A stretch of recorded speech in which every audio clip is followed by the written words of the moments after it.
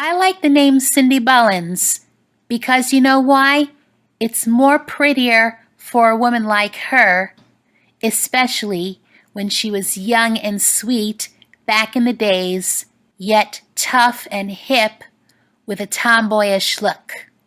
She was in popular groups such as Cindy and Bob Singers, who appeared as a backing group on Atlantic Crossing, performed by English pop rock star Rod Stewart.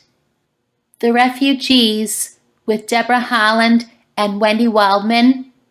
The Sexolettes with Bobby Dimple, Denise Joel, Kenny Nolan, Lady Jo Randall, and Vincenta Samenta. That appeared on Shirley Wood, taken from the 1975 album Discotheques and the Sexolettes Review, done by Discotheques and his Sexolettes. She made her debut as a background singer behind Gene Clark, Elton John, and Pauline Matthews, better known as Kiki D, probably on Don't Go Breaking My Heart. The 11th Hour that did Hollywood Hot, probably Polly Cutter on One Day at a Time, taken from the family sitcom of the same name with Bonnie Franklin, Pat Harrington, Mackenzie Phillips, and Valerie Bertinelli, and most everybody else. I hate the name Cidny Bullens, especially when a woman like her, as someone special that God made her to be, changed into a trans man like him. That really grosses me out. Plus, she has gone sick in the head, driving herself crazy. That's why it made the whole world turn upside down. Plus, I don't like it when she chopped up her hair and removed her breasts just to make her look masculine. That's why I'm very saddened about the way she looks now. It's so depressing of how a woman named Cidny Bullens died as a female in 2012, and a new man born as Cidny Bullens as a male that same year. Can you believe how confused she is in the world of today? She is now a mixed-up person in the world of nowadays. I'm not too keen about Cindy singing the lead, but I like it when she sang backup for Elton John and Pauline Matthews on Don't Go Breaking My Heart and almost everybody else.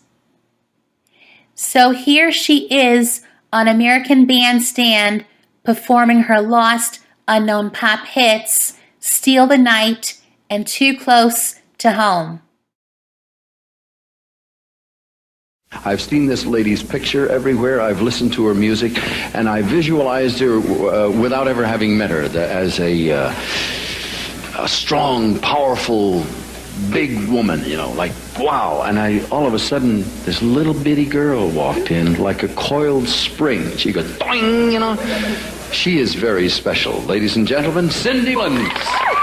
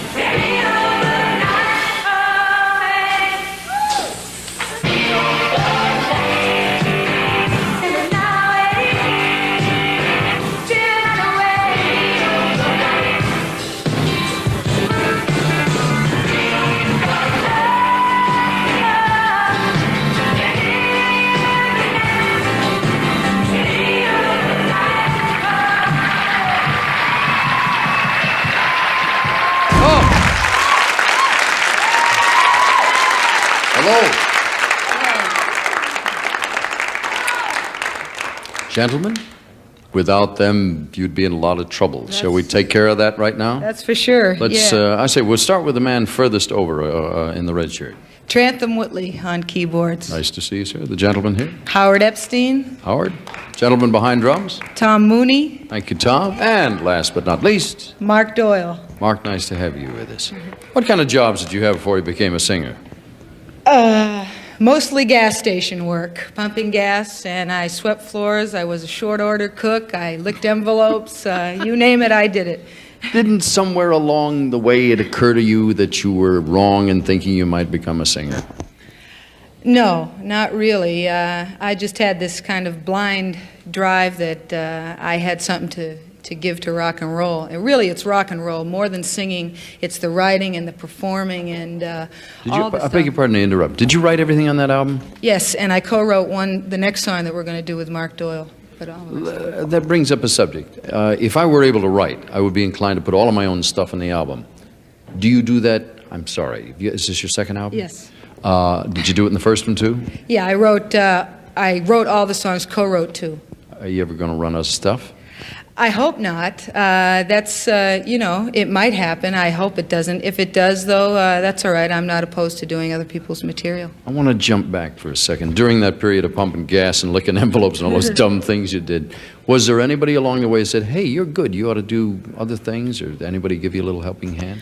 Well, when I finally moved to California from the East Coast, Bob Crew, I met Bob Crew, and he was my catalyst. I had a knapsack and a guitar, and he met me. For the uninitiated, this man is an artist, a producer, a writer, a performer. He's guided and helped an awful lot of other people. He also happens to be a friend of mine. Yeah.